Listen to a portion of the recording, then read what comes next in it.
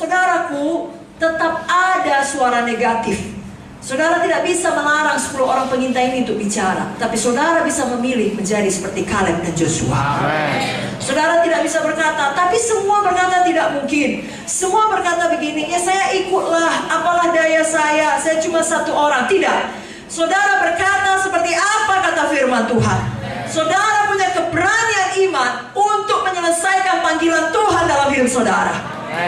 Tiap kali saudara bersaksi, tiap kali saudara menginjil, akan ada suara negatif. Tiap kali saudara memuridkan, mengunjungi, akan ada suara negatif. Tiap kali saudara berani berkorban, bahkan lebih daripada biasanya, akan ada suara negatif yang mengatakan, itu sia-sia, itu tidak cocok. Tiap kali saudara menempuh resiko demi pekerjaan Tuhan, akan ada suara yang mengatakan kau salah. Tetapi saudara tahu betul mana suara Tuhan, mana suara setan. Pilihlah untuk tetap berani, pilihlah untuk tetap beriman. Amin, saudara. Kalau saudara sakit dan orang berkata kau tidak akan sembuh, tapi firman Tuhan berkata oleh bilur Yesus kita sembuh, kita ikut apa kata firman. Kita punya iman yang berani. Orang berkata kau tidak mungkin diberkati, firman Tuhan berkata kita pasti diberkati, kita ikut apa kata firman Tuhan. Orang lain berkata tidak usah begitu banyak melayani, nanti kau menjadi aneh. Firman Tuhan berkata ada bagian kita dalam tubuh Kristus, dalam pekerjaan pelayanan, kita ikut apa kata firman Tuhan.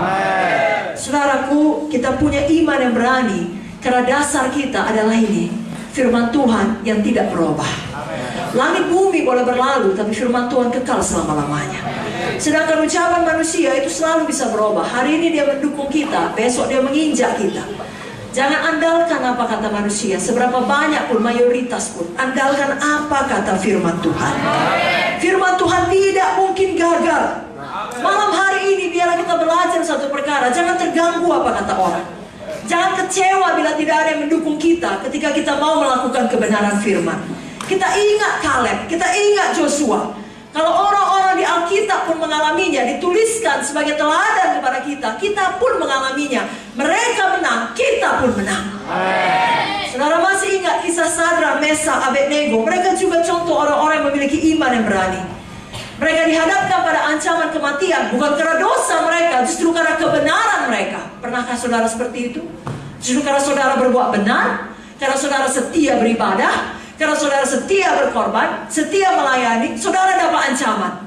Itulah dialami oleh Sadrak, Mesak, Abednego. Tapi apa jawab mereka? Saya bacakan Daniel 3 ayat 17-18. Jika Allah yang kami puja sanggup melepaskan kami, maka ia akan melepaskan kami dari perapian yang menyala-nyala itu, dan dari dalam tanganmu ya Raja. Tapi seandainya tidak, hendaklah Tuanku mengetahui ya Raja, bahwa kami tidak akan memuja dewa Tuanku dan tidak akan menyembah patung emas yang Tuanku dirikan itu. Amin. Terancam nyawanya, tetap tidak kompromi dengan dosa. Tetap percaya kepada Tuhan. Karena dia tahu hidup di dunia ini adalah sementara, saudaraku. Bagaimanapun, walaupun kita sakit lalu sembuh, Lazarus sendiri yang sudah bangkit dari kematian tetap harus mati pada akhirnya. Dengan kata lain, hidup yang sebenarnya adalah hidup dalam kekekalan. Itu sebabnya mereka tidak takut. Mereka berkata, kami akan tetap ikut Tuhan. Biar contoh teladan dari firman Tuhan, baik mengenai Abraham tadi, bagaimana dia beriman, Kaleb bagaimana dia beriman dan berani, Sadrak, Mesak, Abednego. Malam hari ini meneguhkan hati kita. Seberat apapun masalah, tantangan, problema yang kita alami, kita tetap punya iman, Tuhan akan menolong kita. Dan di dalam prosesnya kita tidak pernah mau kompromi dengan dosa. Kita tidak melepaskan keyakinan kita. Kita tidak mencari jalan pintas yang salah, jalan aman untuk kehendak daging, kenyamanan diri sendiri. Tidak. Kita tetap dalam jalan kebenaran, jalan Tuhan, jalan kasih, jalan firman. Amin. Saudaraku, tiap kali kita memiliki iman yang berani, Tuhan menghargakan kita. Tuhan tidak akan mempermalukan setiap orang yang percaya kepadanya. Saudara lihat, Sadrak, Mesak, Abednego diselamatkan Tuhan, saudaraku.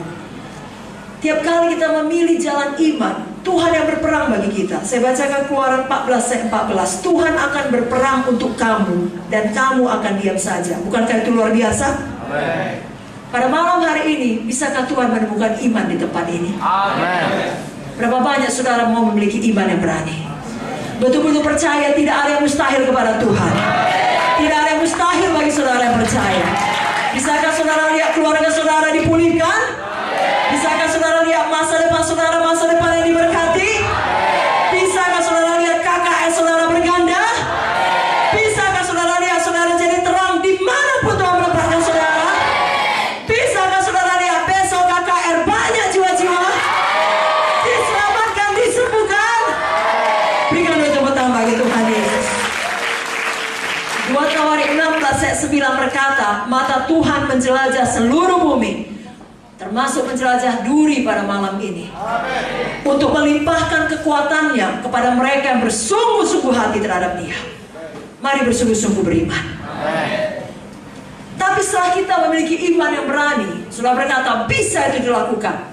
Bisa saya mendoakan jiwa sampai sembuh. Bisa saya buka KKS di daerah baru. Bisa saya diberkati. Bisa penyakit ini sembuh. Bisa kebangkrutan ini menjadi berkat, dan seterusnya dan seterusnya. Bisa saya sampai pada panggilan Tuhan. Setelah saudara punya iman yang berani, perhatikan baik-baik, saudara juga harus punya iman yang tekun.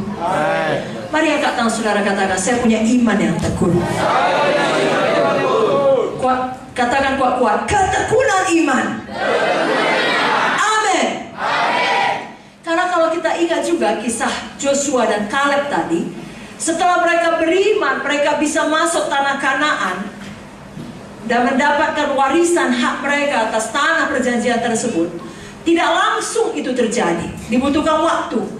Tetapi tiap kali Tuhan berjanji dan kita punya iman untuk janji Tuhan itu, pasti digenapi.